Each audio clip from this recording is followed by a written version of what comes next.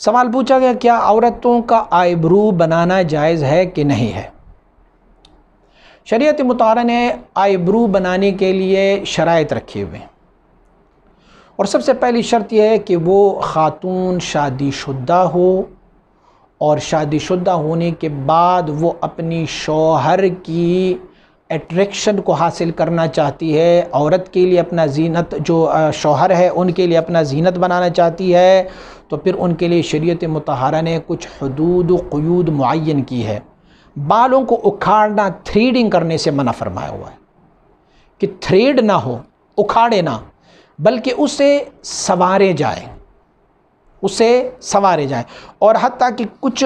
تو فقہا نے یہ لکھا ہوا ہے کہ کسی خاتون کے آبرو بہت زیادہ پھیلے ہوئے ہوں، زیادہ آبرو ہے، تو مرد جو ہے اس میں زیادہ اٹریکشن نہیں لیتا اپنی عورت کی طرف، تو ان کے لیے حکم یہ دیا گیا ہے کہ وہ ان کو کسی قینچی سے مقراض سے کاٹیں،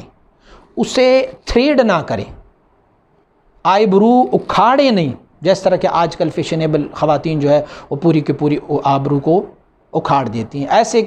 کرنے کے لیے جواز نہیں ہے۔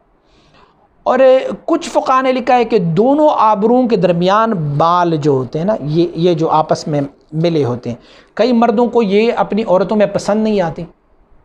تو جب پسند نہیں آتی تو ان خواتین کے لیے یہ ہے کہ درمیان میں سے، سنٹر میں سے اس بال کو اکھاڑ دیں، صرف ان کی اکھاڑنے کی اجازت شریعت مطہرہ نے دی ہے، تاکہ وہ ان کا میاں جو ہے ان کی سے متنفر نہ ہو۔ تو اکھاڑنے کو ممنوع کیا ہے، اور اس کو سنورنے کی اور سجانے کی اجازت شریعت مطہرہ نے دی ہوئی ہے۔